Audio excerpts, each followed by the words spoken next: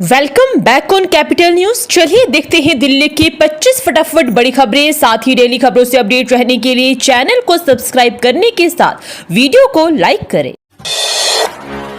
Dwarka expressway और UER-2 आज से शुरू। पीएम मोदी बोले किसानों और कारोबारियों को मिलेगा विशेष लाभ।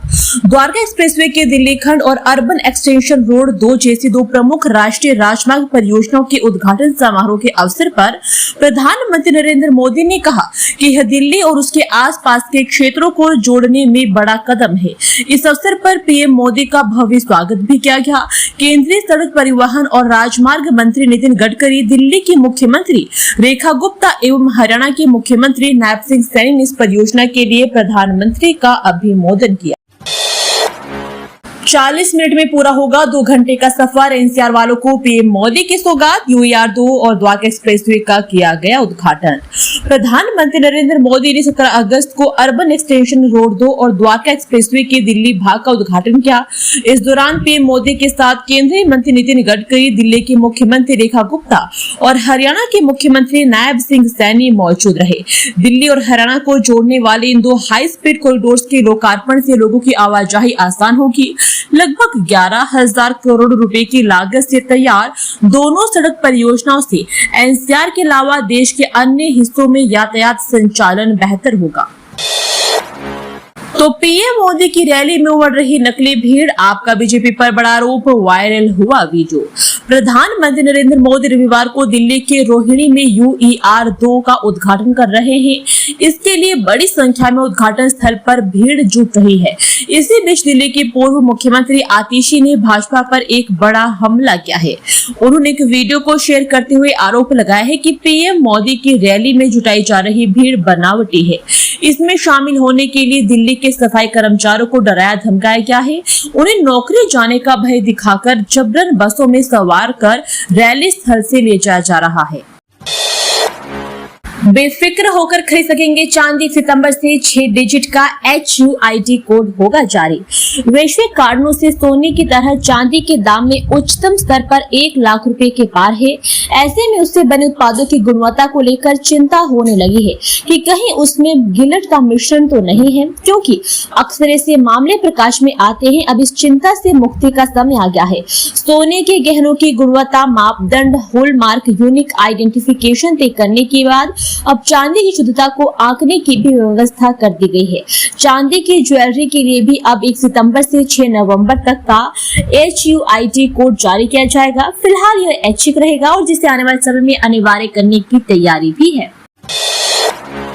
दिल्ली में जन्माष्टमी की सुरक्षा व्यवस्था में हुई लापरवाही, इंस्पेक्टर समेत 8 पुलिसकर्मी सस्पेंड।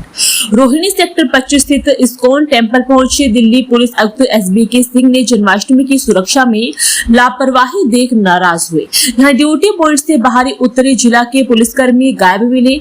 ऐसे में लापरवाही बरतने वाले पुलिसकर्मियों को निलंबित के लिए आयुक्त ने जिले के वरिष्ठ अधिकारियों को आदेश दिए हैं।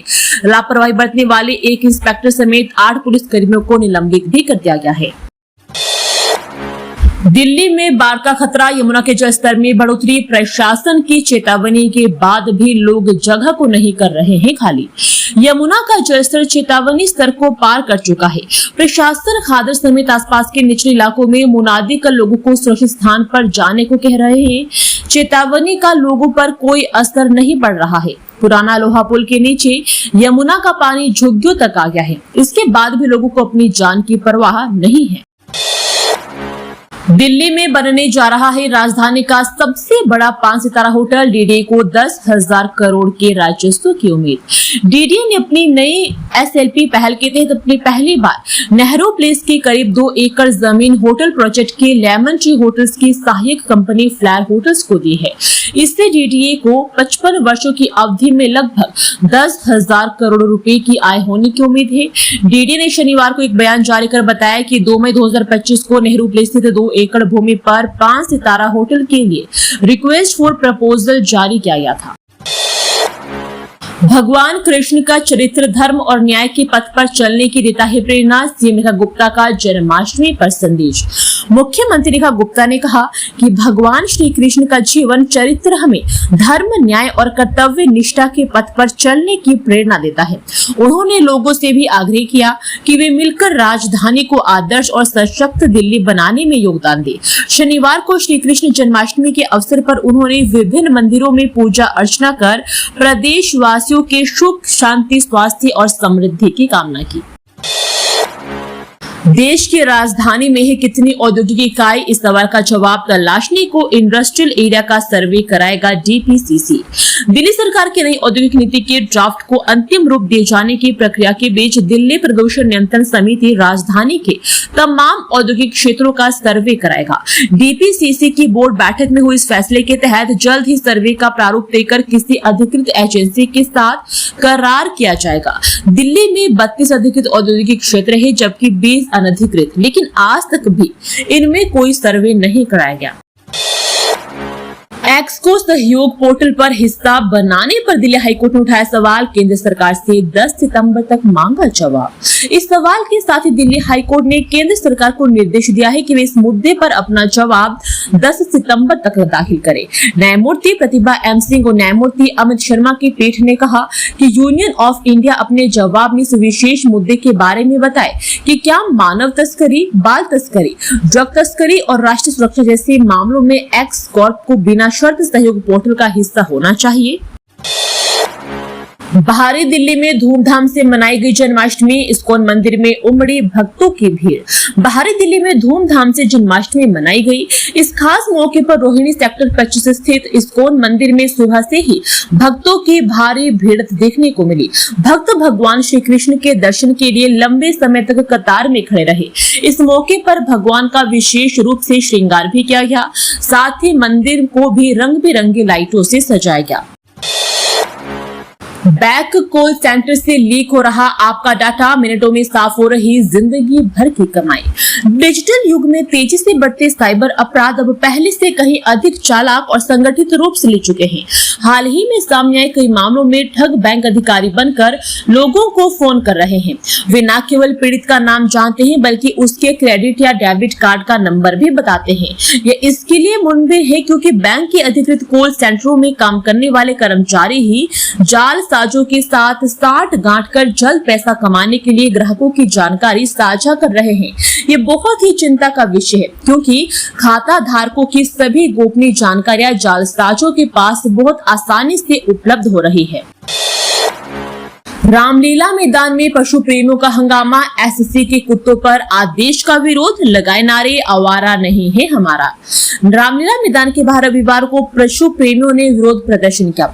इस बीच वे आवारा नहीं हमारा है जैसे नारे लगाते रहे। वे सुप्रीम कोर्ट के आवारा कुत्तों को एकत्र कर आश्रय स्थलों में रखने वाले आदेश का पुरजोर विरोध करने के लिए यहाँ एकजुट हुए थे। इस बीच वे बड़े ही आक्रोशित दिखे। उन्होंने कोर्ट के इस निर्णय को पारिस्थितिक तंत्र पर हमला कहा।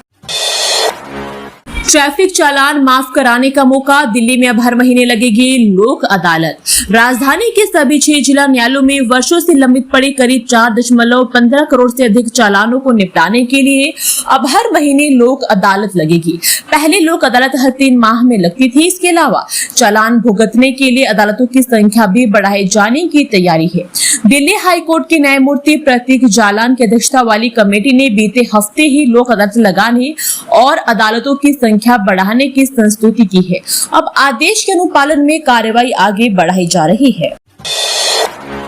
ट्रैफिक चालान माफ कराने का मौका, दिल्ली में अब हर महीने लगेगी लोक अदालत। दिल्ली में ट्रैफिक चालान माफ कराने का सुनहरा अवसर आ रहा है। दिल्ली हाई कोर्ट की कमेटी हर महीने लोक अदालत लगाने की सिफारिश की है जिससे लंबित चालानों का बोझ कम होगा। पहले ही अदालत हर 3 महीने में रखती थी। चालान भरने के लिए अदालतों की संख्या भी बढ़ाई जाएगी और इस फैसले से अदालतों में लंबित मामलों का निपटान भी तेजी से हो सकेगा। मृतका के रोते दिखाई देने से नहीं बन सकता दहेज उत्पीड़न का मामला, दिल्ली एससी ने खारिज की याचिका। दिल्ली हाईकोर्ट ने दहेज उत्पीड़न मामले में अहम फैसला सुनाते हुए कहा कि केवल मृतका के रोने से दहेज उत्पीड़न का मामला नहीं बनता। अदालत ने ट्रायल कोर्ट के फैसले को बरकरार रखते हुए मृतका के पिता की याचिका खारिज कर दी। कोर्ट ने पाया कि मृतका की मृत्यु निमोनिया से हुई थी और दहेज के कोई ठोस सबूत पेश नहीं किए गए थे। दृश्यम 2 के निर्माता कुमार मंगत पाठक को मिली अग्रिम जमानत, जाने क्या है पूरा मामला। दृश्यम 2 के निर्माता कुमार मंगत पाठक को पटियाला हाउस कोर्ट ने बड़ी राहत देते हुए अग्रिम जमानत दे दी है। कारोबारी राजेंद्र गोयल ने आरोप लगाया था कि उन्होंने फिल्म की डबिंग के लिए 75 लाख रुपए दिए थे, लेकिन कोर्ट ने पाया कि यह भुगतान किसी अन्य फिल्म के लिए था। पाठक ने अब गोयल के खिलाफ 100 करोड़ रुपए का मानहानि दावा दायर करने का निर्देश दिया है। फाजिल, पूरिया, रोहित और अब एलविश किसके निशाने पर? नामचीन चेहरे। गुरुग्राम में कौन फैलाना चाहता है दहशत? गुरुग्राम में लगातार बढ़ रही आपराधिक घटनाओं ने शहर में कानून व्यवस्था और सुरक्षा पर सवाल खड़े कर दिए हैं। एक के बाद एक कई हमलों की घटना से लोग दहशत में हैं। शहर में नामचीन लोगों को निशाना बनाया जा रहा है।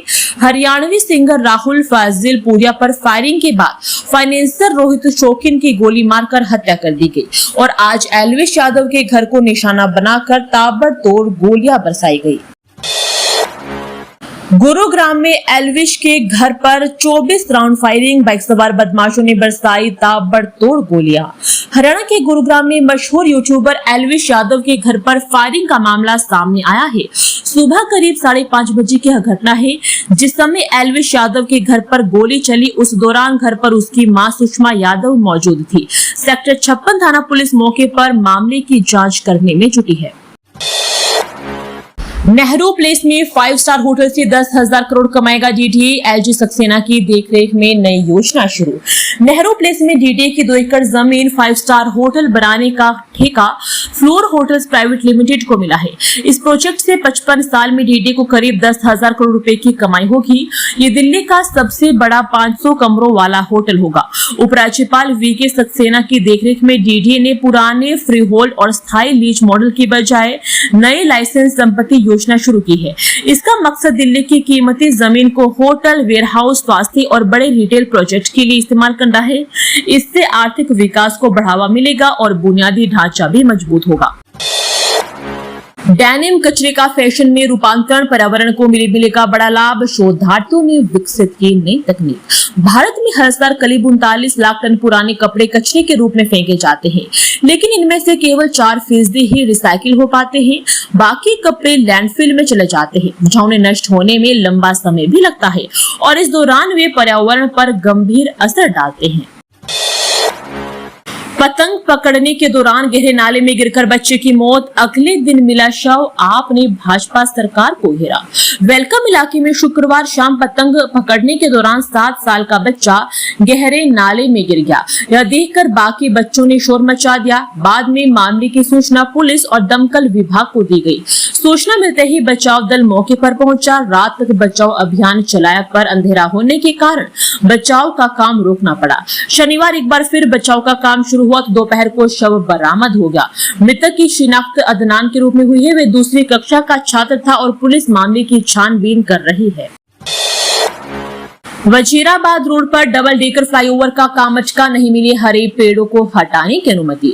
भजनपुरा और यमुना विहार के बीच बन रहे डबल डेकर फ्लाईओवर का काम पेड़ों को हटाने की अनुमति नहीं मिलने से अटक गया है। यह फ्लाईओवर दिल्ली मेट्रो के मौजपुर से मजलिस पार्क कॉरिडोर का हिस्सा है, जिसमें ऊपरी डेक पर मेट्रो व निचले डेक पर 4 लेन का फ्लाईओवर होगा। फ्लाईओवर के दोनों उतरने वाले हिस्सों में करीब 80 से अधिक हरे पेड़ आ रहे हैं। आईआईटी दिल्ली के छात्रों से मिली शिक्षा मंत्री धर्मेंद्र प्रधान, बोले 2047 तक भारत बनेगा विकसित राष्ट्र। देश के केंद्रीय शिक्षा मंत्री धर्मेंद्र प्रधान ने रविवार को आईआईटी दिल्ली का दौरा किया, जहां उन्होंने छात्रों से संवाद किया और उनके विचारों को सराहा। इस बातचीत के दौरान उन्होंने भारत के भविष्य को लेकर गहरा विश्वास जताया। मंत्री धर्मेंद्र प्रधान ने कहा कि इन छात्रों से मिलकर मुझे पूरा भरोसा हो गया कि 2047 तक भारत एक विकसित राष्ट्र बन जाएगा। आने वाले 20 से 25 वर्षों में मैं युवाओं के कंधों पर भारत का सुनहरा भविष्य बनता देख सकता हूं। DSSSB में नौकरी का मौका 10वीं से स्नातकोत्तर तक के लिए करीब 700 पदों तक भर्ती, कल से करे आवेदन। दिल्ली अधीनस्थ सेवा चयन बोर्ड ने विभिन्न पदों पर भर्ती के लिए नोटिफिकेशन भी जारी किया है। इस भर्ती प्रक्रिया के जरिए दिल्ली सरकार के विभिन्न विभागों, बोर्ड और संगठनों में खाली पदों को भरा जाएगा। इच्छुक और पात्र उम्मीदवार आधिकारिक वेबसाइट DSSSBonline.nic.in के माध्यम से कल दोपहर 12 बजे से 16 सितंबर 2025 तक रात 11:59 तक ऑनलाइन आवेदन कर सकते हैं।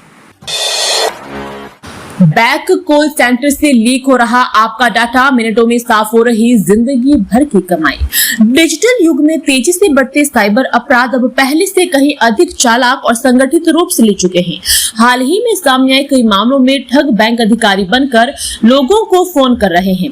वे न केवल पीड़ित का नाम जानते हैं बल्कि उसके क्रेडिट या डेबिट कार्ड का नंबर भी बताते हैं। ये इसके लिए मुमकिन है क्योंकि बैंक के अधिकृत कॉल सेंटरों में काम करने वाले कर्मचारी ही जाल साजों के साथ साठ गांठ कर जल्द पैसा कमाने के लिए ग्राहकों की जानकारी साझा कर रहे हैं।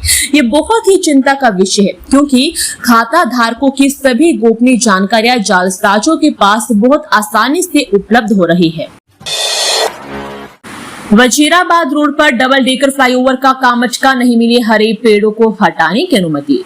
भजनपुरा और यमुना विहार के बीच बन रहे डबल डेकर फ्लाईओवर का काम पेड़ों को हटाने की अनुमति नहीं मिलने से अटक गया है।